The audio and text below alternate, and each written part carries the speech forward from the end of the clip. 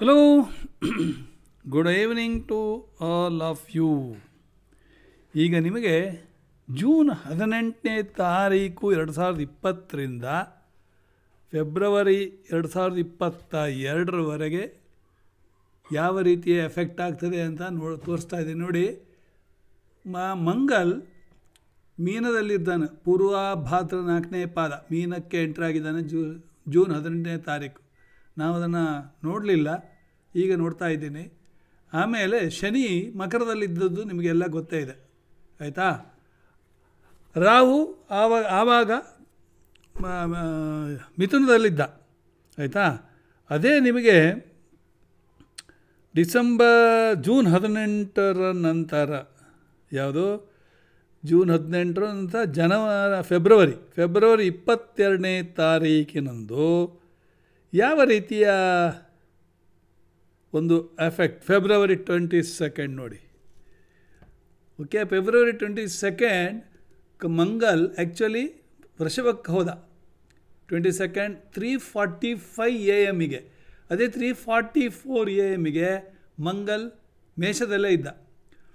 ಮೇಷದಲ್ಲಿ ಮಂಗಲ್ನಿಗೆ ಅಷ್ಟಮ ದೃಷ್ಟಿ, ಸಪ್ತಮ ದೃಷ್ಟಿ ಇದೆ. ಮೀನದಲ್ಲಿರುವಾಗಲೂ ನಾನು ನಿಮಗೆ ತೋರಿಸಿದ್ದೇನೆ, ತುಲಾ ಮೇಲೆ ಅಷ್ಟಮ ದೃಷ್ಟಿ ಉಂಟು. ಮೇಷಕ್ಕೆ ಬಂದಾಗ ಸಪ್ತಮ ದೃಷ್ಟಿ, ಆಯಿತಾ. ಸಪ್ತಮ ದೃಷ್ಟಿ, ಅಷ್ಟಮ ದೃಷ್ಟಿ ಇದಕ್ಕೆ ಹೋಯ್ತು, ಯಾವುದು ವೃಶ್ಚಿಕಕ್ಕೆ ಹೋಯ್ತು. ವೃಶ್ಚಿಕ ಯಾವುದು? ಕಾಲಪುರುಷನ ಅಷ್ಟಮ ಸ್ಥಾನ. ಕಾಲಪುರುಷನ ಅಷ್ಟಮ ಸ್ಥಾನ ಅಂದರೆ ಲೇಡೀಸಿಗೆ ಸೀಕ್ರೆಟ್ ಪಾರ್ಟ್ಸ್, ಪ್ರೈವೇಟ್ ಪಾರ್ಟ್ಸ್ ಬರ್ತದೆ, ಆಯಿತಾ. ಸೊ 7ನೇ ಮನೆ ಸಪ್ತಮ ಸ್ಥಾನ ಯಾವುದು? ಮೇಷದಿಂದ 7ನೇ ಮನೆ ತುಲಾ ಬರ್ತದೆ. Relationship problems, okay, private or public. 7ನೇ ಮನೆ ಕಿಡ್ನಿಗೂ ಕೂಡ ತಿಳ್ಕೊಳ್ಳಿ, ಓಕೆ. ಈಗ ಅದರ ಬಗ್ಗೆ ಹೇಳಬೇಕಾದ್ರೆ ನೋಡಿ, ಲಿಬ್ರಾ ಯಾವುದು? ಹೆಡ್ ಆಫೀಸ್ ಯಾರಿಗೆ? ಶುಕ್ರನಿಗೆ ಹೆಡ್ ಆಫೀಸ್, ಓಕೆ. ಶುಕ್ರ ಇದು ತುಲಾ ರಾಶಿ ಅನ್ನೋದು ವಾಯುತತ್ವದ ರಾಶಿ, ನಿಮಗೆ ಗೊತ್ತೇ ಇದೆ. ಹೆಡ್ ಆಫೀಸ್ ಶುಕ್ರನಿಗೆ, ಮೂಲ ತ್ರಿಕೋಣ. ಲಿಬ್ರಾ ದೇಹದಲ್ಲಿ ಭಾಗಗಳನ್ನು ನೋಡಿದರೆ ತುಲಾ ರಾಶಿಯು ಕಿಡ್ನಿಯನ್ನು ಆಳ್ತಾನೆ ಅಂತ, okay. The scale represents 2 beans, okay. 2 beans of ಕಿಡ್ನಿಯನ್ನು 2 ಬೀನ್ಸ್ ರೂಪದಲ್ಲಿ ತೋರಿಸ್ತಾ ಇದ್ದೇವೆ, ಆಯಿತಾ. ಆಮೇಲೆ ಶುಕ್ರ ಜಲತತ್ವದ ರಾಶಿ. ಆದ್ದರಿಂದ ಜಲತತ್ವ ಅಂದರೆ ಈ ಲಿಂಬೆಹಣ್ಣಿನ ಪಾನಕ, ಆಲ್ಕಲೈನ್ ವಾಟರ್. ಜಲತತ್ವ ಸೋರ್ಸ್ ಯಾರು? ಚಂದ್ರ ಆಗ್ತದೆ, ತಿಳ್ಕೊಳ್ಳಿ. ಅಗ್ನಿತತ್ವ ಮಂಗಲ್, ಸೋರ್ಸ್ ಯಾರು? ಸೂರ್ಯ ಆಗ್ತಾನೆ, ಆಯಿತಾ. ಪ್ರತಿಯೊಬ್ಬರಿಗೂ ಒಂದೊಂದು ಸೋರ್ಸ್ ಇರ್ತದೆ. ಆಮೇಲೆ ಈ ಮಂಗಲನ ದೃಷ್ಟಿ ಡೈರೆಕ್ಟಾಗಿ ಮೇಷಕ್ಕೆ ಬಂದಾವಾಗ, ಅಂದರೆ ಡಿಸೆಂಬರ್ 21 ಬರ್ತಾ ಇದ್ದಾನೆ ಅನಿಸುತ್ತೆ ಮೇಷಕ್ಕೆ. ಅಲ್ಲಿವರೆಗೆ ಮೀನದಲ್ಲಿದ್ದಾವಾಗಲೂ ಸಪ್ತಮ ದೃಷ್ಟಿ ಕನ್ಯಾದ ಮೇಲೆ ಇದ್ದರೆ, ಅಷ್ಟಮ ದೃಷ್ಟಿ ತುಲಾದ ಮೇಲೆ ಹೋಗ್ತದೆ, ಓಕೆ. ತುಲಾದ ಮೇಲೆ ಹೋದರೆ ಅದು ಕೂಡ ತುಲಾ ಕಿಡ್ನಿ ತೊಂದರೆ, ಕಿಡ್ನಿ ಮೇಲೆ ದೃಷ್ಟಿ ಬೀಳ್ತದೆ. ಕಿಡ್ನಿ ಮೇಲೆ ದೃಷ್ಟಿ ಶನಿ ನೋಡಿ ಮಕರದಲ್ಲಿದ್ದಾನೆ. ಮಕರದಿಂದ 10ನೇ ದೃಷ್ಟಿ ಸೀದಾ ಇದ್ರ ಮೇಲೆ ಬೀಳ್ತದೆ, ಯಾವುದೋ ತುಲಾ ಮೇಲೆ ಬೀಳ್ತದೆ. ಈಗ ನಾನು ಅದನ್ನೇ ನಿಮಗೆ ಇಲ್ಲಿ ತೋರಿಸ್ತಾ ಇದ್ದೇನೆ, ಹೇಗೆ ಫೆಬ್ರವರಿ 21 ಮತ್ತು ಇಲ್ಲಿ ನೋಡಿ. ಇದನ್ನು ನೀವು ನಿಮ್ಮ ಇದರಲ್ಲಿ ಹಾಕ್ಕೊಳ್ಬೇಕಾಗ್ತದೆ, ಈ ಥರ ನೋಡಿ ದೃಷ್ಟಿಗಳು, ಓಕೆ.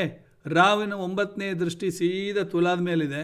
ಮಂಗಲ್ನ ನೇರ ದೃಷ್ಟಿ ಕನ್ಯಾ ಮೇಲಿದ್ದರೂ ಕೂಡ ಅಷ್ಟಮ ದೃಷ್ಟಿ ತುಲಾ ಮೇಲಿದೆ. ಶನಿ ದಶಮ ದೃಷ್ಟಿ ತುಲಾ ಮೇಲಿದೆ. ಅದೇ ಮೇಷಕ್ಕೆ ಬಂದಾಗ ಮಂಗಲ್ನ ನೇರ ದೃಷ್ಟಿ ತುಲಾದ ಮೇಲೆ, ಹಾಗೆ ರಾಹುವಿನ ಡೈರೆಕ್ಟ್ ದೃಷ್ಟಿ ವೃಶ್ಚಿಕದ ಮೇಲೆ ಅಷ್ಟಮ ಸ್ಥಾನ. ಶನಿಯ ದಶಮ ದೃಷ್ಟಿ ಯಾವುದು? ತುಲಾದ ಮೇಲೆ, ತಿಳ್ಕೊಳ್ಳಿ. ಸೊ ತುಲಾ ಏನಾಯಿತು ನಿಮಗೀಗ? ತುಲಾದ ಮೇಲೆ ಶನಿ ದೃಷ್ಟಿ, ಮಂಗಲ್ ದೃಷ್ಟಿ ಬಿದ್ದ ಹಾಗಾಯಿತು, ಹೌದಾ? ಇರಲಿ. ಈಗ ನಾವು ತುಲಾ ಮೇಲೆ ಬಿದ್ದರೆ ಏನು ಎಫೆಕ್ಟ್ ಆಗ್ತದೆ ಅಂತ, ಅದು ಇಂಪಾರ್ಟೆಂಟ್. ಏನು ಎಫೆಕ್ಟ್ ಆಗ್ತದೆ? ಆವಾಗ ಎಫೆಕ್ಟ್ ನ್ಯಾಚುರಲಿ ನಮಗೆ ಒಂದು ದೃಷ್ಟಿಯಲ್ಲಿ ಈ ರೀತಿಯಲ್ಲಿ ನೀವು ನೋಡ್ಬೋದು. ಇಲ್ಲಿ ಇದೆ ನೋಡಿ, ಈ ರೀತಿಯ ಒಂದು ಎಫೆಕ್ಟ್ ಕಾಣ್ತದೆ ಡೈರೆಕ್ಟ್, ಆಯಿತಾ. ಅದರಿಂದ ಏನಾಗ್ತದೆ ಅಂದರೆ ಹೆಚ್ಚಿನವರಿಗೆ ಉಚ್ಚೆ ಜಾಸ್ತಿ ಬರ್ತದೆ. ಕಿಡ್ನಿ ಫಂಕ್ಷನ್ ಏನು, ಎಸ್ಕ್ರೀಷನ್ ಆಗಬೇಕಾದ್ರೆ ಮುಂಚೆ ಅದು ಫಿಲ್ಟ್ರ್ ಮಾಡಿ ಕಳಿಸ್ತದೆ ಉಚ್ಚೆ ರೂಪದಲ್ಲಿ. ಅಂದರೆ ಈಗ ನೋಡಿಬೇಕಾದ್ರೆ ನಾನೇ ಸುಮಾರು 3-4 ಬಾರಿ ರಾತ್ರಿ ಎದ್ದು ಉಚ್ಚೆ ಹೋಗ್ತೇನೆ. ಅಫ್ಕೋರ್ಸ್ ನಾನು ರಾತ್ರಿ ಮಲಗುವಾಗ ಒಂದು ಬೀರ್ ಗ್ಲಾಸ್ ಜ್ಯೂಸನ್ನು ಕುಡಿತೇನೆ. ಆ ಜ್ಯೂಸ್ ಕುಡಿಬಾರ್ದು, ಆ್ಯಕ್ಚುಲಿ ನೀರು ಕುಡಿಬಾರ್ದು. ನಾನು ಅದು ಪ್ರತಿ ದಿವಸ ನಾನು ರಾತ್ರಿ ಹೊತ್ತು ಏನೋ ಒಂದು ಲೈಟ್, ಒಂದು ಸಣ್ಣ ದೋಸೆ ಅಥವಾ 4 ನಮ್ಮಲ್ಲಿ ಗುಳಿಯಪ್ಪ ಅಂತಾರೆ, ಇಲ್ಲ 2 ಗುಳಿಯಪ್ಪ ಅಥವಾ 2 ಇಡ್ಲಿ ಅಥವಾ ಏನೂ ಇಲ್ಲ, ಬರೀ ಆರೆಂಜ್ ಜ್ಯೂಸ್.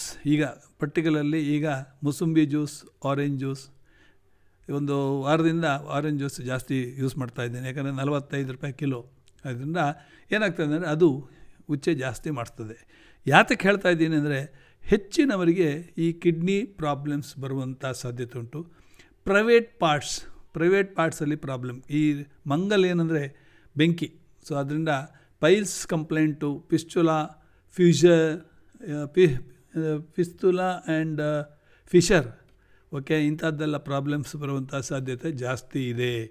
ಅದಕ್ಕಾಗಿ ನಾನು ಇದನ್ನು ಪರ್ಟಿಕ್ಯುಲರ್ಲಿ ತೆಗೆದುಕೊಂಡಿದ್ದೇನೆ, ಆಯಿತಾ. ಸೊ ಏನಾಗುತ್ತೆ ಅಂದರೆ ಜಾಯಿಂಟ್ ಇನ್ಫ್ಲುಯೆನ್ಸ್, ಶನಿ ಮತ್ತು ಮಂಗಲ್, ಟೆಕ್ನಿಕಲ್ ಇಶ್ಯೂಸ್ ಅಂತೇಳಿ, ಓಕೆ, ಟೆಕ್ನಿಕಲ್ ಇಶ್ಯೂಸ್. ಅದರಿಂದ ಸಿಕ್ಕಾಪಟ್ಟೆ ಪ್ರಾಬ್ಲಮ್ಸ್ ಪರ್ಟಿಕ್ಯುಲರ್ಲಿ ವೃಶ್ಚಿಕ ಆ್ಯಂಡ್ ತುಲಾ ರಾಶಿಯ ಮೇಲೆ ಬೀಳ್ತದೆ, ಓಕೆ. ಸೊ ಅದನ್ನು you have to be very careful. So doctor ಹತ್ರ, ಆಸ್ಪತ್ರೆಗೆ ಹೋಗುವಂಥದ್ದು ಚಾನ್ಸ್ ಜಾಸ್ತಿ ಆಗ್ತದೆ ಅಂತ ನಾನು ತಿಳ್ಕೊತೇನೆ, ಆಯಿತಾ. ಸೊ ಇದಕ್ಕೋಸ್ಕರ ಕಾಷನ್ ಕೊಡಲಿಕ್ಕೋಸ್ಕರ ಏನು ಮಾಡ್ಬೋದು ಅಂದರೆ ನೀವು ಸ್ವಲ್ಪ ಜಾಗ್ರತೆಯಾಗಿ ಇರಬೇಕಾಗತ್ತೆ, ಓಕೆ. ಮಂಗಲ್ನಿಗೆ ಹನುಮಾನ್ ಚಾಲಿಸ ಹೇಳಬೇಕಾಗತ್ತೆ, ಆಯಿತಾ. ಶನಿಗೆ ಹನುಮಾನ್ ಚಾಲಿಸ ಹೇಳಿದ್ರೆ ಶನಿಗೂ ಅದು ಆಗ್ತದೆ. ಸೊ ಕೆಲವೊಂದು ಬಾರಿ ಇದು ನಮ್ಮ ಕೈಯಲ್ಲಿ ಇರುವುದಿಲ್ಲ, ನಮ್ಮ ಬಿಯಾಂಡ್ ಅವರ್ ಹ್ಯಾಂಡ್ಸ್. ಈಗ ನೋಡಿ, ಕೋವಿಡ್ ಪೀರಿಯಡಲ್ಲಿ ಎಷ್ಟೋ ಜನರಿಗೆ ಜಾಬೇ ಇಲ್ಲ. ಎಲ್ಲ ಆಸ್ಟ್ರಾಲಜರು ಕೂಡ ಇದೇ ಥರ ಹೇಳ್ತಾ ಇದ್ದಾರೆ, ಜಾಬ್ ಸಿಗುವುದಿಲ್ಲ, ಜಾಬ್ ಇಲ್ಲ. ಅದರಿಂದ ಈಗಿನ ನಮ್ಮ ಭವಿಷ್ಯ ಕೂಡ ಅದು ನಿಲ್ಲಲಾರದು. ಯಾಕಂದರೆ ನಾವೇನು ಹೇಳ್ತೇವೆ, ಒಳ್ಳೆಯದಿದೆ, ಗ್ರಹಗಳು ಒಳ್ಳೆಯದಿದೆ, ಮೀನರಾಶಿಯವರಿಗೆ ಜಾಬಿಗೆ ಪ್ರಾಬ್ಲಮ್ ಇಲ್ಲ ಅಂತ ಹೇಳ್ತೇವೆ. ಆದರೆ ಅಲ್ಲಿ ಹಕೀಕತ್ ನಿಜಾಂಶ ನೋಡಿದರೆ ಜಾಬ್ ಕೊಡುವವರು ಯಾರೂ ಇಲ್ಲ ಅಲ್ಲಿ. ಆದಷ್ಟು ಜನಗಳು SOHO technique, small office, home office, ಅಂದರೆ ಮನೆಯಲ್ಲೇ ಕೂತು ಕೆಲಸ ಮಾಡುವಂಥ ಪರಿಸ್ಥಿತಿ ಬಂದಿದೆ ಈಗ. ಸೊ ಅದರಿಂದ ಜಾಬಿನ ಬಗ್ಗೆ ಯಾರಾದರೂ ಎಶ್ಯೂರೆನ್ಸ್ ಕೊಟ್ಟರೆ ದಯವಿಟ್ಟು ಅದನ್ನು ಇನ್ನೊಂದು ಕಂಪ್ಲೀಟ್ 1-1.5 ವರ್ಷ ಸ್ಟೆಬಿಲಿಟಿ ಬೇಕಾಗ್ತದೆ. ಅದೇನೋ GST ಏನೋ ಒಳ್ಳೆಯದಾಗ್ತಾಯಿದೆ, ಪಾಸಿಟಿವ್ ಬರ್ತದೆ ಅಂತ ಹೇಳ್ತಾ ಇದ್ದಾರೆ ಡಿಸೆಂಬರ್ ತಿಂಗಳಲ್ಲಿ. ಅದೇನೋ ನನಗೂ ಅರ್ಥ ಆಗ್ತಾಯಿಲ್ಲ, ಓಕೆ. ಸೊ ಭಾಳ ಕಠಿಣ ಪರಿಸ್ಥಿತಿ. ಎಷ್ಟೇ ಆಗಲಿ ಎಲ್ಲರೂ ಡಿಪ್ಲೊಮೊ ಅಥವಾ ಇಂಜಿನಿಯರಿಂಗ್ ಕಲಿತವರಿಗೆಲ್ಲ ಮನೆಯಲ್ಲೇ ಇದ್ದಾರೆ ಎಷ್ಟೋ ಜನರು, ಓಕೆ. ಸೊ ದಯವಿಟ್ಟು it is beyond our area ಅಂತ ಹೇಳ್ಬೋದು. ಇಷ್ಟನ್ನು ಹೇಳಿ ಇಲ್ಲಿಗೆ ಮುಗಿಸ್ತೇನೆ. Thank you very much. God bless you all.